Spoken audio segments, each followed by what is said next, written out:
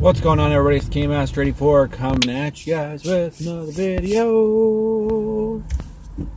So, been thinking, been pondering, been contemplating, and I've come to the conclusion people love to hate anticipation. Now, that sounds like an oxymoron, but you'll see where I'm going here in a minute. So, I say this is the topic for today. Let me roll up my windows. People don't think I'm crazy talking to myself. Like I looked from the lady the other day, and she thought I was crazy.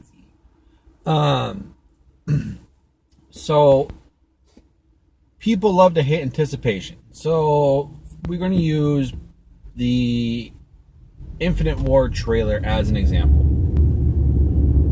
People anticipated, in my opinion, too much for a Call of Duty game. It's a yearly release. I mean, how much do people anticipate Madden to drastically change every year? You don't. You expect to get maybe one, maybe two. Sometimes you get a third. It's like a bonus season. That's like a bonus year when you get three big things. But usually you get one big thing, two or three tweaks to something else that no one really cared about anyways, but you get them. But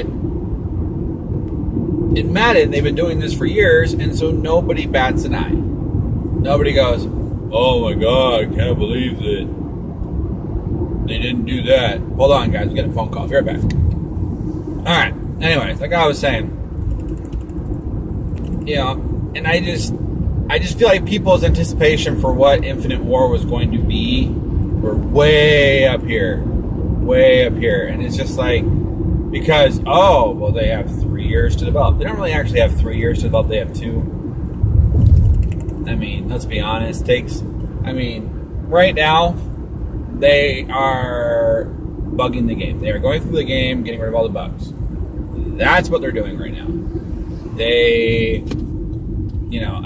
You can't, the last 6 months is not, you're not going to add a brand new feature to the game in the last 6 months. Unless you want your game to be delayed, then you can. But Call of Duty can't do that. So, with that being said, is they have 2 years to make a new game. Now, I'm sure there'll be something in there that's fairly new, revolutionary or fairly big for a Call of Duty game. But, all in all, it's going to be about the same as it was. As the last, as Call of Duty Ghosts, I believe, which was the last one that Infinity War did. It's going to be a similar game. And I just feel like people's expectations for these games that come out, I mean, unless you're a game like, probably Mass Effect was the last big multi-game that came out years apart from each other. But yet again, it came out. You're talking, I think it was 4 years between every single game?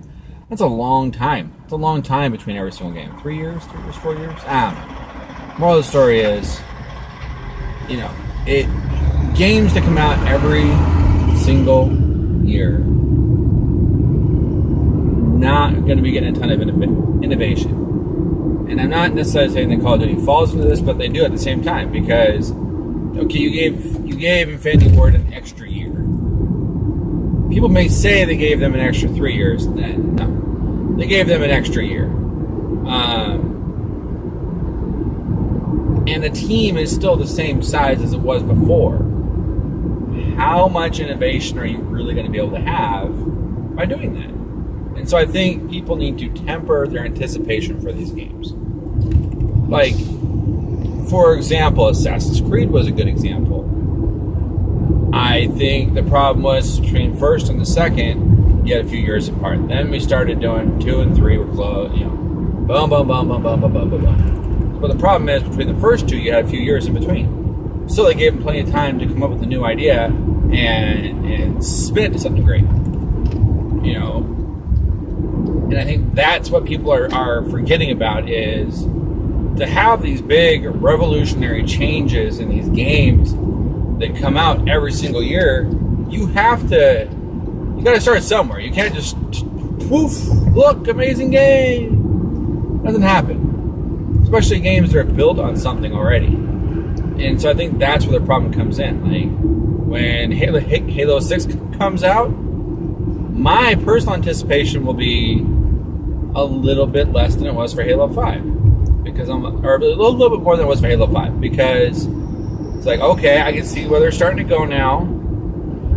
And then go from there. And be like, okay, well, they're probably going to be, this is where they were then. They'll be like here. And then 7 would be like right there. And then 8 will be right there. But I've also been playing video games for a long time, so I understand that yearly released games, you just can't have these gigantic, I started down here, now I'm here, now I'm here. You can't do it. Can't do it. Yearly release games, impossible.